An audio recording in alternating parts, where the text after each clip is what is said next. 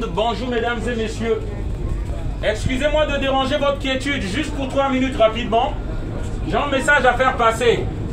Parce que rien ne va en Afrique. Rien ne va en Afrique. Et le citoyen français peut se demander qu'est-ce qu'il a à voir avec ça.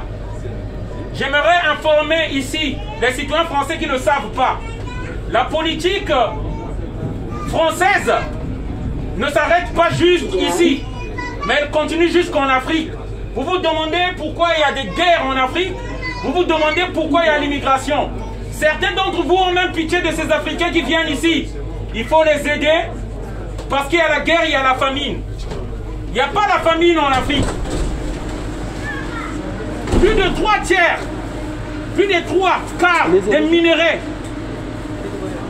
du monde, que ce soit l'or, que ce soit le cobalt, que ce soit l'uranium, que ce soit le manganèse, et beaucoup ça se trouve en Afrique.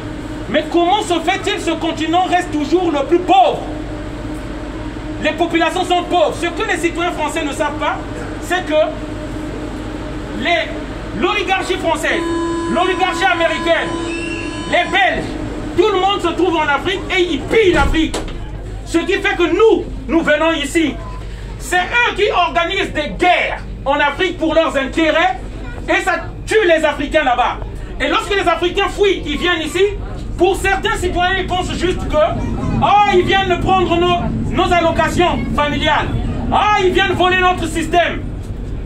Si vous ne le savez pas, ça ne s'arrêtera pas parce qu'ils vont continuer. Et ils veulent monter les citoyens du monde, les uns contre les autres, pour nous faire croire que nous étions le problème, alors que c'est eux qui organisent tout cela. Moi, je vous parle parce qu'en 1997, ils ont organisé une guerre au Congo-Brazzaville. En 2011, je parle de la France, l'oligarchie française. En 2011, c'est Sarkozy qui a organisé une guerre en Côte d'Ivoire. Je ne vais pas vous parler ici de tous les leaders africains qu'ils ont eu assassinés.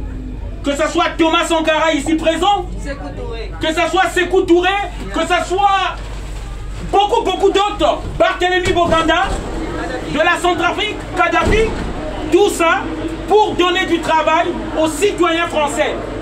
Et après, ils viennent dire qu'il y a trop de nègres ici en France. Nos allocations, nos systèmes sociaux. Ces enfants-là meurent chez nous. Vous pensez que c'est nous qui faisons des guerres fratricides entre nous? Non. Je vous dis, c'est pour conserver les intérêts français dans notre pays. Je ne viens pas accuser ici le citoyen français, mais je viens dire, vous ne devez pas continuer à être complice dans tel système qui fait beaucoup d'immigrés dans ce pays-là. Pourquoi il y a des bases françaises en Afrique? Et pourtant, il n'y a pas une guerre entre la France et l'Afrique. Il y a une base française au Sénégal. Il y a une base française au Tchad. Il y a une base française au Mali. Pourquoi? Les Africains, il faut demander leur avis. Nous n'avons jamais demandé cela. Le djihadiste qui disent c'est un prétexte. Ça n'existe pas. C'est un prétexte. Et s'ils voulaient en finir, ils devaient en finir depuis longtemps avec tout le matériel qu'il y a. Cette photo-là, parce que je vais terminer bientôt sur ça. Ça doit vous rappeler que c'est la France qui a donné. C'est l'armée française qui est partie enlever un président démocratiquement élu en Côte d'Ivoire. Ça, c'est ça l'histoire, c'est la vérité. C'était pas un contentieux électoral et politique comme ils ont menti. Voilà le message que je voulais faire passer pour que les citoyens français sachent les problèmes d'Afrique viennent d'ici. Merci.